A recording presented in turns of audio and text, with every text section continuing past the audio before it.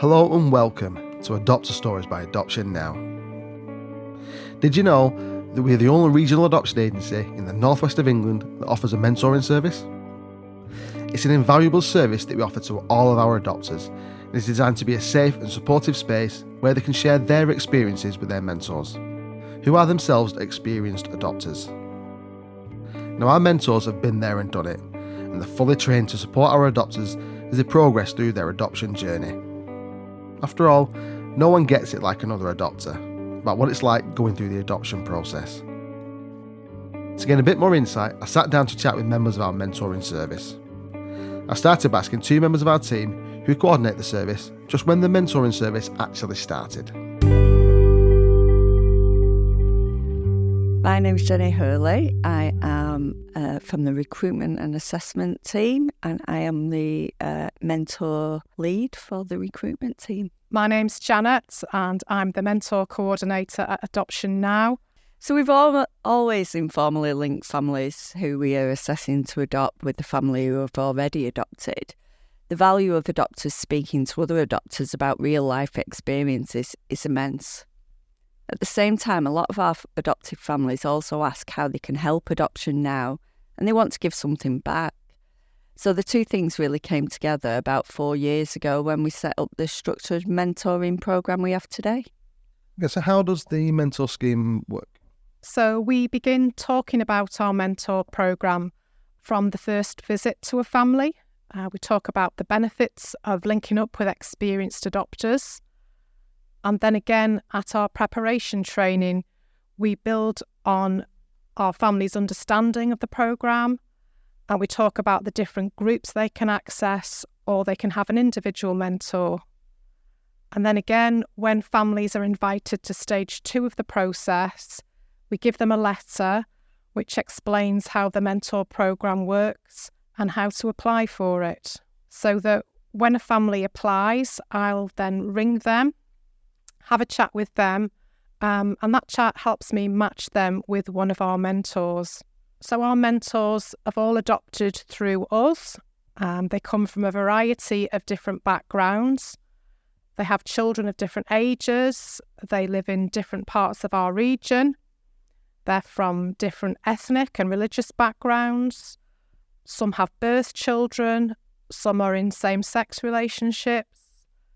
One of our mentors has adopted through fostering for adoption, and we also have 3 mentors who've adopted twice. Once I've spoken to a family, their mentor will then email them or text them to introduce themselves and to arrange a date for their first mentoring chat. In the ideal world, this would be a face-to-face meeting because it's much easier to get to know somebody if you can see them. But that's not always possible. It's not always possible to meet face-to-face. And during COVID, we still continued mentoring. We just used video calls. So after that first face-to-face meeting, your mentor contacts you on average once a month, either by phone or video call. And then mentoring continues for up to about a year and normally finishes when a family apply for their adoption order. So is the scheme offered to every adopter? Yes, at any point in their adoption journey, even after the adoption order, a family can ask for a mentor. And what we found was in the early days of the mentoring programme, we were getting quite overwhelmed with the number of applications. So we started group mentoring to help us give every family the chance to chat with a mentor and other families. And we run 3 mentoring support groups. 1 for solo adopters, 1 for families thinking of adopting siblings, and the final one is for families who already have a child in the family when they come to adopt. So that might be a birth child, or they might be adopting for a second child at a second time. So in each group, we have about 6 families, and the group meets once a month, and the families come to the group for 6 months. And during the meetings, the family shares what's happening on their adoption journey. And that's really valuable for people who are just starting out on their journey, to chat to people whose children are maybe just moving in, and they're so keen to hear about what's involved with that, What's it like further along the journey? What's it like being matched with a child? What are introductions like? And at each meeting, we also have a topic we talk about. So things like the introductions, the early days of family life, returning to work. So we share with the group some of the top tips that we've picked up along the way from our own adoption experiences. I think it's been immensely successful. We've gone from having just one-to-one mentors to evolving to having groups where mentors will talk about the common themes, really, that we tend to see being raised on the one-to-one basis. And those groups are run, it means we can accommodate more families having that mentor experience. And we've also moved into adoption support work as well. So it's grown immensely over the 4 years. We've mentored over 60 families and 70 families have attended one of the groups. So it's massive. So what's the common themes, would you say, across what people ask for? So I suppose there's a lot of anxiety as they're going through the assessment process, wanting to know what social workers are going to ask, and just wanting a bit of insight into sort of what happens in the process. What does it look like from an adopter's perspective? It's really daunting, and I suppose social workers often take it for granted that we know what happens in assessment, but for anybody coming into adoption, it's all new. So it's really good to have somebody who they can just talk to, and a question doesn't seem silly if you're asking somebody that's been there and been in your shoes. And so they're able to have more of a conversation with their mentor rather than feel like they're asking you something that you're going to go, oh, that's, well, not like you would do, but that they're probably thinking, oh, why are they asking this? Yeah. I think, the nature of that social worker-adopter relationship is that they may feel that there's a bit of an imbalance in the power and that they, are being judged. And the term assessment makes out that you are assessing their suitability. So to actually just speak to somebody who's been there and done that is just really powerful for them. And they don't, they can ask anything. It's just like their safe space, isn't it? Definitely a safe space, yeah. Do you have what feedback do you get from the mentors in terms of? So I've pulled out some of the comments that we've sort of collected from the feedback, and I'll read some of those out to you if you want. Just want to know you to know that we are finding talking to you invaluable. It means so much and we appreciate it more than you'll ever know. And another one is, having a mentor helped me in knowing that everything I have felt or worried about throughout my journey is completely normal. Well, perfect. I think it means that the service is valuable to the adoptees, and they're finding that it's there and they're there for them, aren't they? Yeah. And I think you think you're the only one that's ever felt a certain way, whether that's that you feel a little bit anxious or worried about something. And to hear from somebody else, no, that's normal, you'll get over that, you just, once you're through that next hurdle, you'll feel more comfortable. And hearing that from somebody that's been there and done it is so much more valuable than hearing it from me as a social worker, really. Well, do you ever hear from the mentors about how they feel about it, the mentors themselves? Do they enjoy it? Do they feel like they're actually contributing to? Most definitely. I mean, when they come, they love talking to their families because they get to share their experience and relive their experience every time they talk to a new adopter.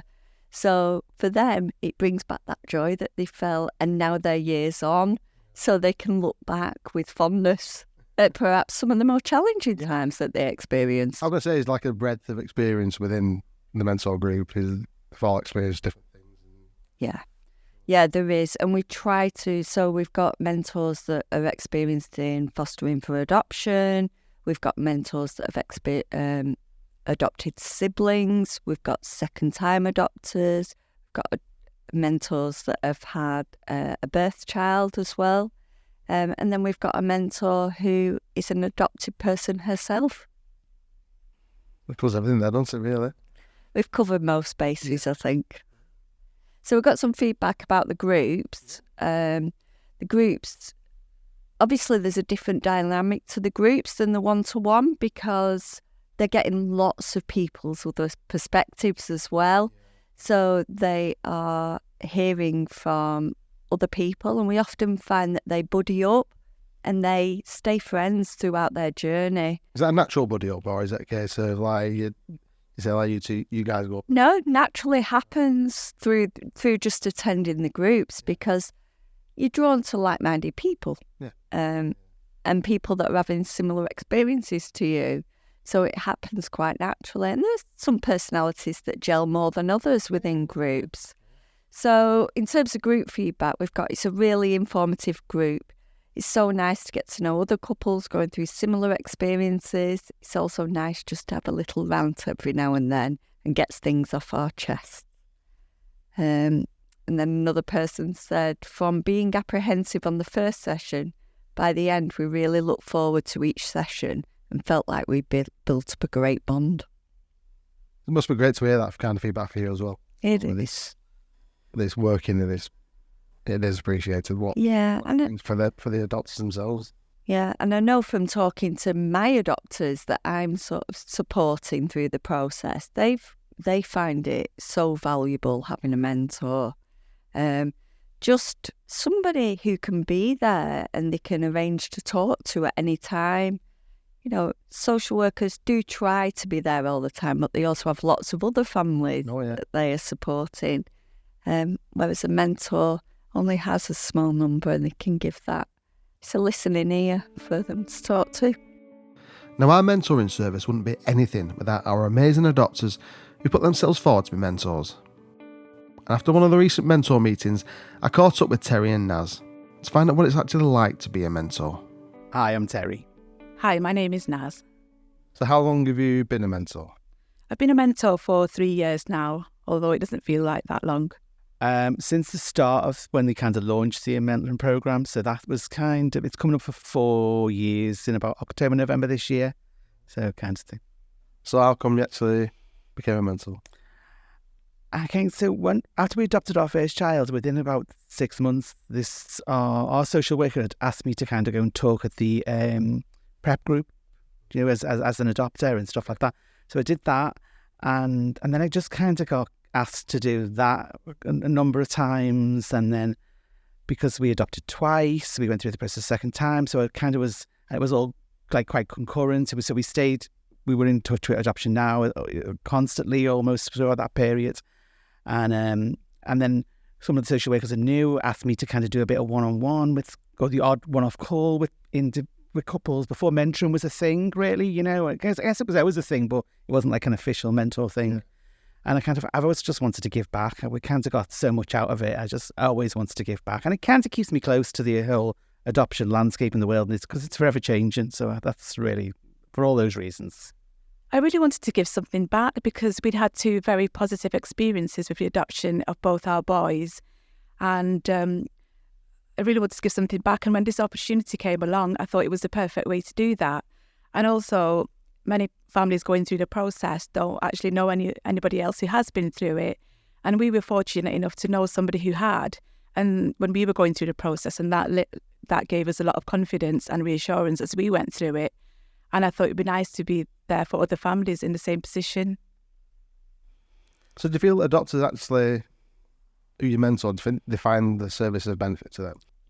Yes, definitely. And all families are different. Some families want to speak to you every month. They might not necessarily have much going on. They might just be waiting for a match, but they benefit from talking to you about their feelings, their hopes and their expectations.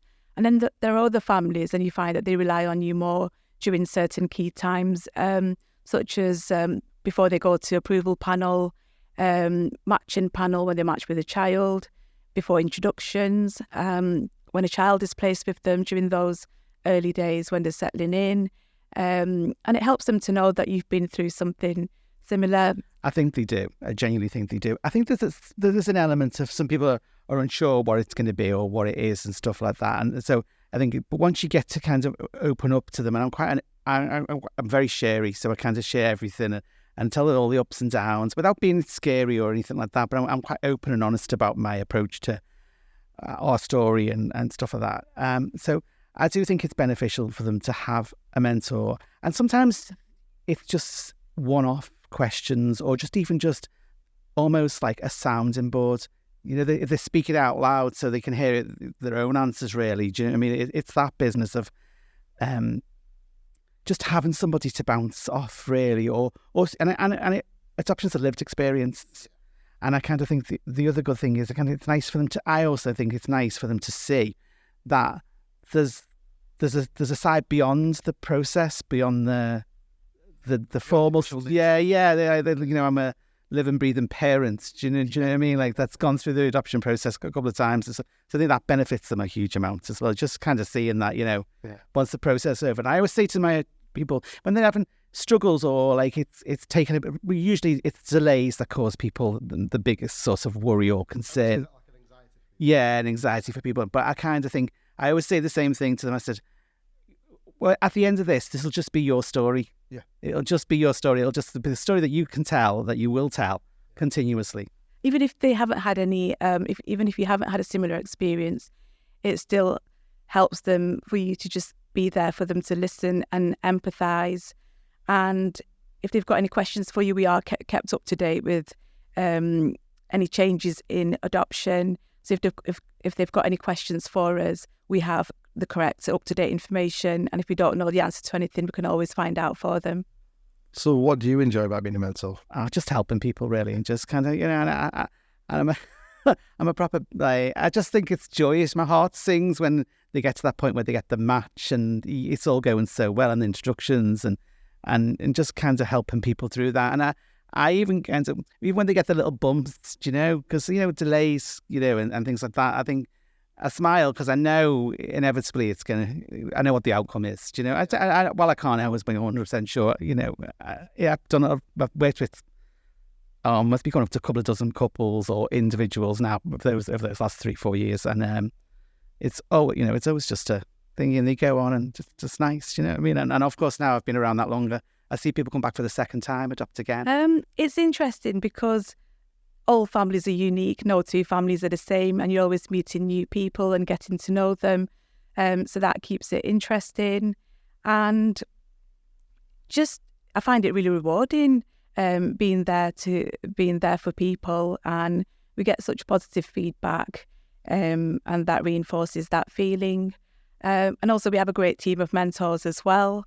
We've got to know each other, which has been brilliant. And we have our quarterly meetings, and we have a couple of coffee mornings a year, and we support each other. So I do enjoy all aspects of being a mentor. Albert, on average, how many times do you think someone contacts you? So we kind of keep it, we agree to do a monthly contact now, and it will all just depend upon.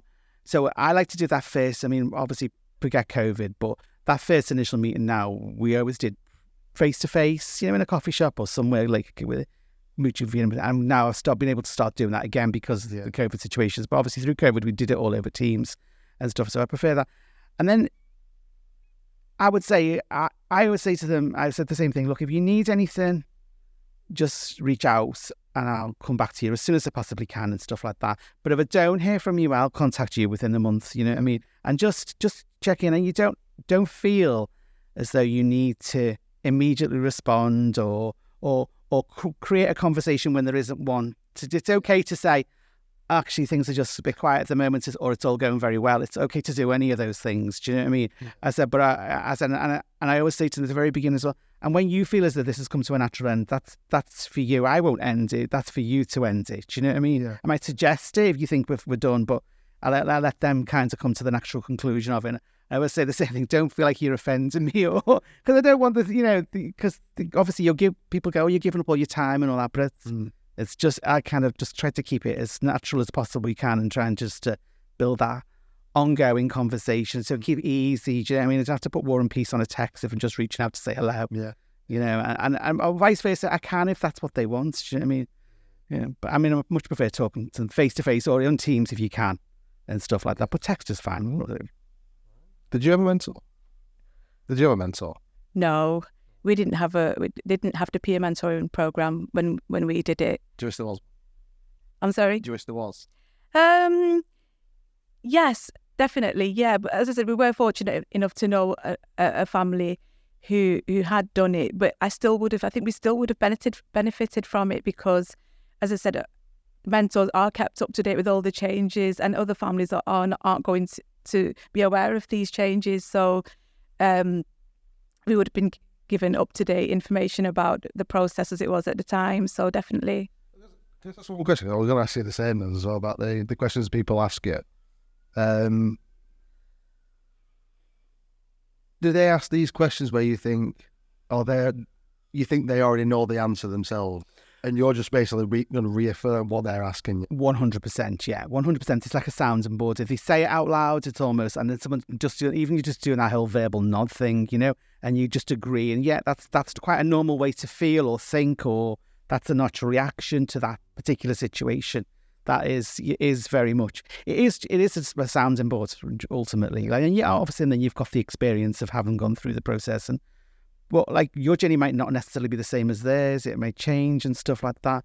And I kind of to add to it, and I think Naz referred to it as well. But now there's a big group of mentors, and we have a WhatsApp thing. So what we find dead useful, if you come across a situation that you've never come across before, you can just drop a WhatsApp note.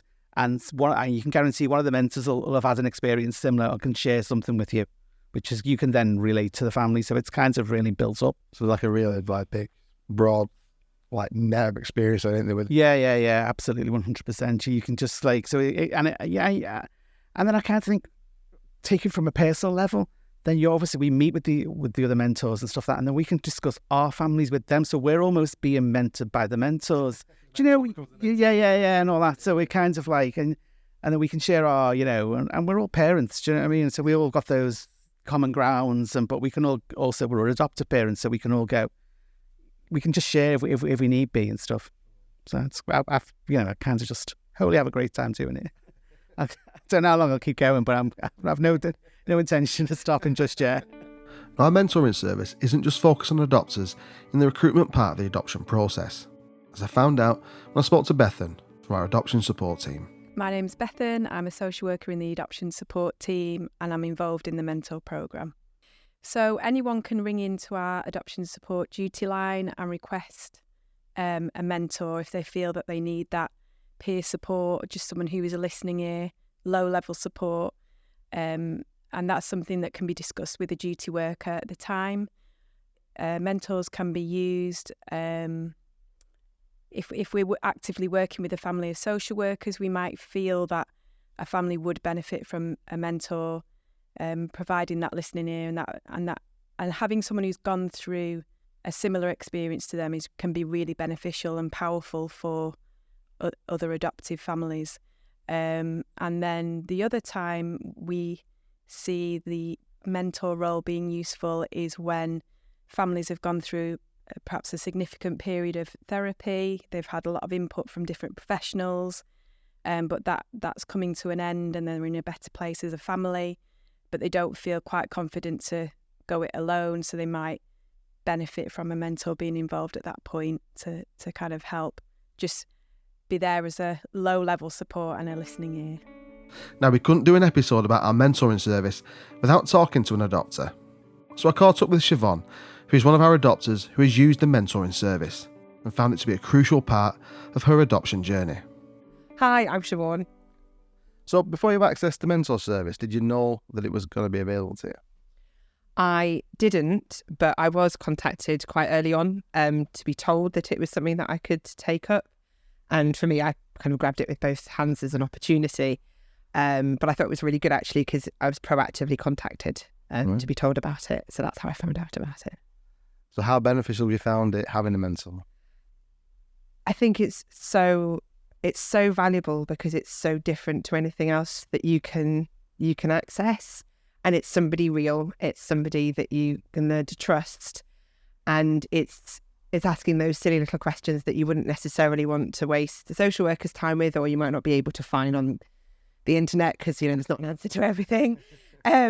So having that person there it also becomes a bit of a friend as well, is so valuable. I think it's made my process much easier. I've felt a lot more supportive, particularly as a single adopter. And it's been lovely to have somebody who's kind of been through it all and is years ahead of me. Yeah. And to learn from them and to kind of really get their experience as well. So it's been brilliant. This isn't on there, but it's just coming from what you just said there. Yeah. How many questions did you ask? Were you worried about asking too many questions? Or were you... Not really, but then I'm not a very shy person.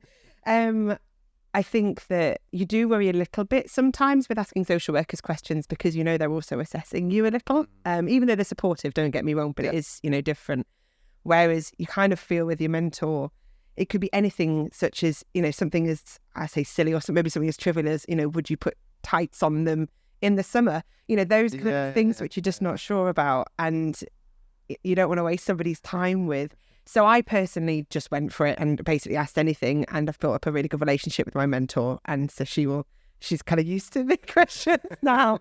But I think I had loads of questions, and things would just come to you, and sometimes it's also a bit like it's just having somebody to bounce off and just somebody to say, oh, I've had a really hard time because of A, B, and C, and they get it because they've been there. So you felt comfortable enough to ask them kind of questions? And... Yeah, definitely.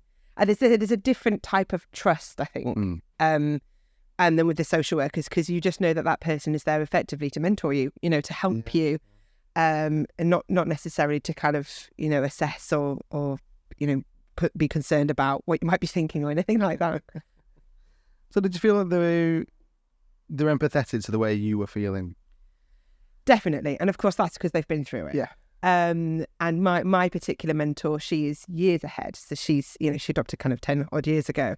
And that's been brilliant for me because there are other support available within the agency. So I'm also part of the single adopters group, which is fantastic. But everybody in that group's at a similar level. So we're all kind of either pre-approval, approved, whereas, to have someone 10 years down the line. So, I can say, well, what's it like, when they start asking questions about their birth family, and she can talk from experience because she's had 10 years worth of it. And that is something totally different and really, really valuable. That's just brought a really good question in my mind. I don't think I've ever asked any of our doctors. Have you... Question about the birth family.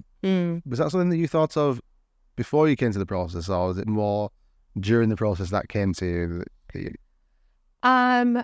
So in all honesty, I was a little ignorant as to how that would work. I knew that times had changed and that it was promoted that, the children would know that they were adopted and that they would go through that. And then obviously I did the life story training and learned that, that there would be a big part actually of them growing up. I suppose I had thought about how I was going to handle it. And also you see, on soap operas and things like that, how dramatic they make it. And, it was 18 and suddenly then they found out, and, you don't want anything like that. So it's definitely something that you do think about, because I think it's important to remember that this child does have a past, and that whilst we can give them an amazing new future, their past is still part of them and they have a right to it as well. So it took me I'm nervous about it, if I'm honest, for when my daughter grows older, but I know that there's a lot of support there from the agency on how to do it, and I have talked it through with my mentor as well. And I do think that even, when she's no longer officially my mentor, I think she would probably still help me when I got to that point. Yeah, you built that relationship more. You become, like I said before, you become friends then. Yes, exactly. Yeah. So would you recommend that adopters take up the offer of a mentor when it's presented to them? 100%. I think, I say that I think it's down to personal choice. It depends on how much support you want, on what network that you have. But from my perspective, going through this, the more people you have around you who have done this, who have gone through this or are going through this, the better. As much as other people in your family, your friends, other people who are parents that will support you and love you. This is a different.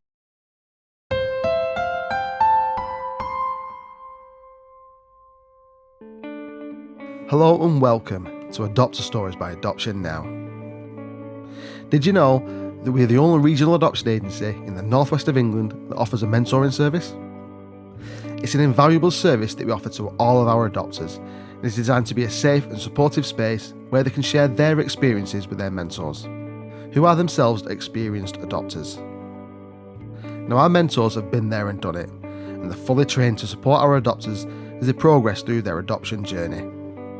After all, no one gets it like another adopter about what it's like going through the adoption process. To gain a bit more insight, I sat down to chat with members of our mentoring service. I started by asking 2 members of our team who coordinate the service just when the mentoring service actually started. My name is Jenny Hurley. I am from the recruitment and assessment team, and I am the mentor lead for the recruitment team. My name's Janet, and I'm the mentor coordinator at Adoption Now. So we've always informally linked families who we are assessing to adopt with the family who have already adopted. The value of adopters speaking to other adopters about real-life experiences is immense. At the same time, a lot of our adoptive families also ask how they can help Adoption Now, and they want to give something back. So the two things really came together about 4 years ago when we set up the structured mentoring programme we have today. Okay, so how does the mentor scheme work? So we begin talking about our mentor programme from the first visit to a family. We talk about the benefits of linking up with experienced adopters.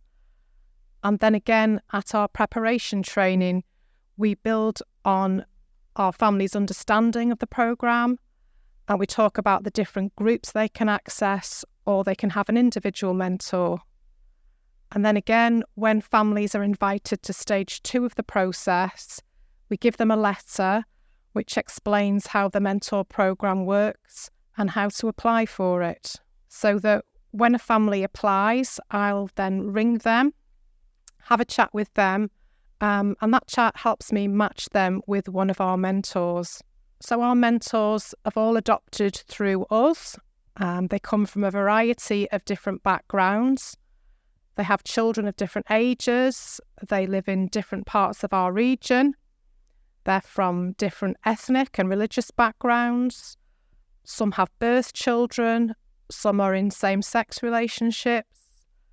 One of our mentors has adopted through fostering for adoption. And we also have 3 mentors who've adopted twice. Once I've spoken to a family, their mentor will then email them or text them to introduce themselves and to arrange a date for their first mentoring chat. In the ideal world, this would be a face-to-face meeting because it's much easier to get to know somebody if you can see them. But that's not always possible. It's not always possible to meet face-to-face. And during COVID, we still continued mentoring